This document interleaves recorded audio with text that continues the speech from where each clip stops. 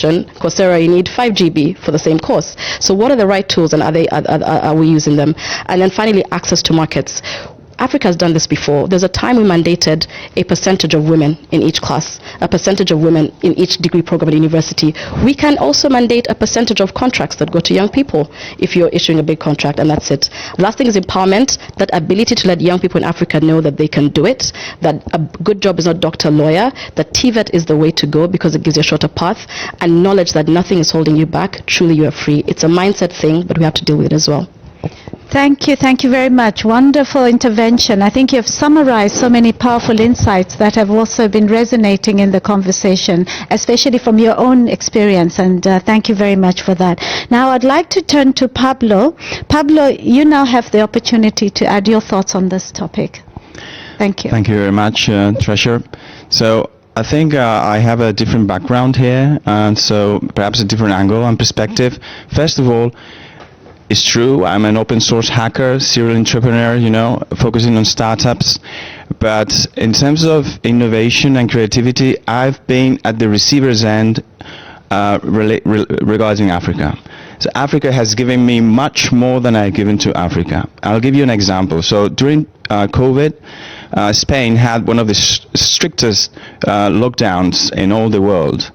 And thanks to an African open source platform called Ushahidi, Kenyan platform, we were able to rapidly deploy hyperlocal, neighbor network support for people to find volunteers or people in need during those very harsh times where you actually got issues around, just getting out your house, funding a pharmacy, doing the groceries, or just receiving some counsel. That Frenella Curva project has received many awards in terms of innovation in the European Union, but it was thanks to Ushahidi and the team in Kenya that we actually got to very quickly deploy that, not only in Spain, but in other countries in Europe and in Latin America. So that's my context, and so I've received much more than I've given back.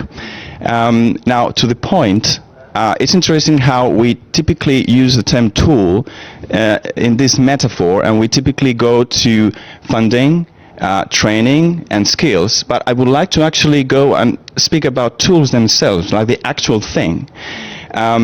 I think skills matter, and training is important to encourage motivation and talent, but what about the tools themselves? And there comes a point where we can have all the skills we can, and all the training, and even the funding, and then the digital tools that are available are neglected. Not in a way that we don't think they're important, but they don't address the specific use cases and needs for a settled population, right? So I'll give you one example of that. One of such tools when you're in the creativity and innovation space is a design tool, right? When you have this inception, mock-ups, prototypes, design, it's especially if you are in the internet arena or the app world, designing something is very important. It's in the critical path of innovation.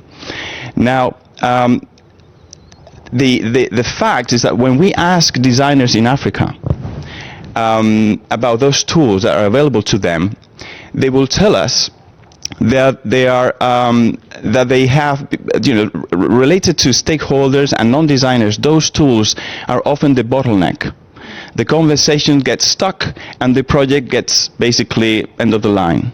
So it is very sad and unfair that tools are probably responsible to a certain degree of many of those, exciting projects and then failure. But not because of the skills or the talent or the funding, but because of the design process and creativity process itself. So to make matters worse, when we further ask African designers and technologists whether they believe the tools they are using are biased towards a specific, decision-making or solution-driven mindset, I'd like to remind yourself that everyone here is using Silicon Valley, propelled tools.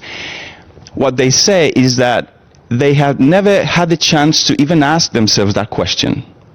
How much bias is there in the tool itself so that your particular problem or solution is not well addressed for you, right?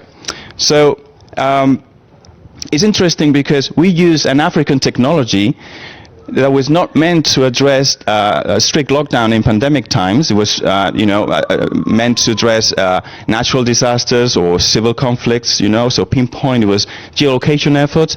So it's interesting how we even got to be able to mutate or evolve that African technology to suit our needs. But is it true? Can we do that the other way? So I would like to make sure that as an entrepreneur myself developing designers tools, I want to ask African designers, technologies, startup initiatives, what are their needs, so we make sure that the tool we develop actually is for them and they are not biased or constrained in any way, because at the end of the day we know that tools at this stage are accelerating the way the way that people team together, collaborate, and at the end of the day really creates successful businesses. Excellent. That is such a very deep thought that you have put into this conversation. I really appreciate that. I believe you are just a bridge builder, very much so. And as you speak, I'm sure that people in the audience and here, it resonates, this idea that we really have to be more thoughtful about tools and how we build them and who do they serve? Are they targeting the needs? Thank you very much for bringing that perspective.